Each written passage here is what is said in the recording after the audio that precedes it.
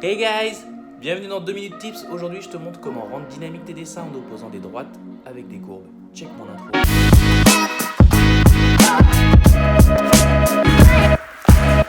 Ok, donc n'oubliez pas de vous abonner et de cliquer sur la petite cloche pour être sûr de rater aucun épisode de la série.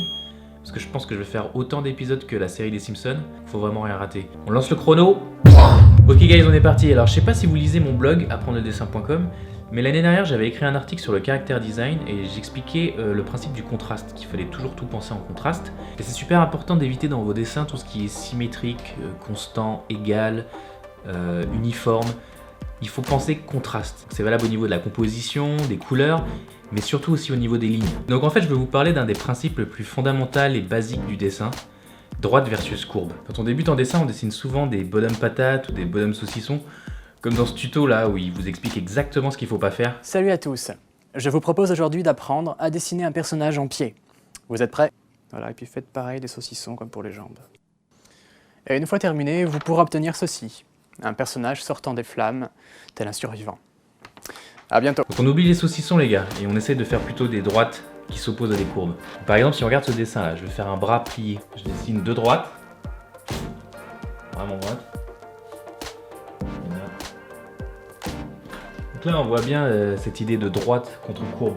Droite. Droite. Petite droite. Et puis là. C'est beaucoup plus puissant de dessiner comme ça que si on avait fait... En fait, c'est cette opposition entre les droites et les courbes qui crée le dynamisme du dessin. En général, c'est très clair quand on dessine des bras ou des jambes.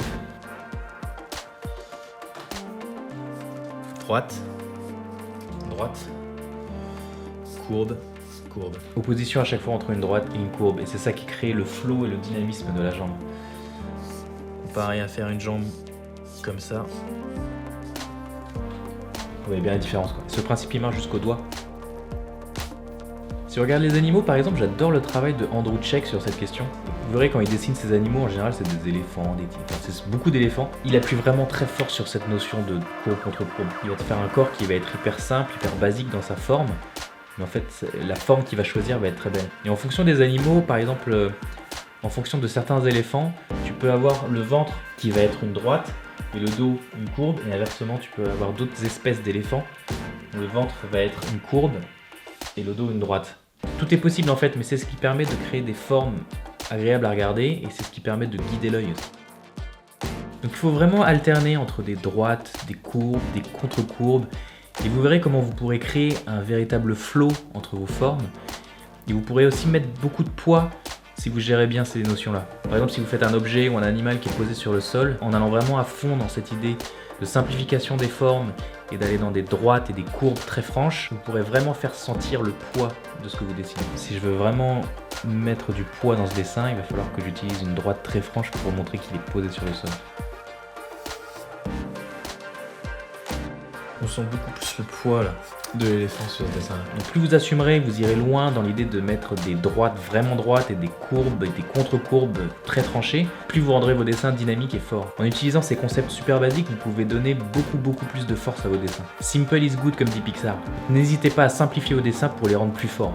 Question of the day. Tout le monde utilise des courbes dans ses dessins, mais est-ce que vous êtes sûr d'utiliser assez de droites ?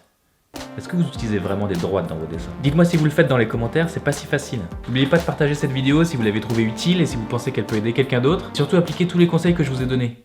Parce que vous pourriez obtenir ceci. Un personnage sortant des flammes, tel un survivant. Ciao.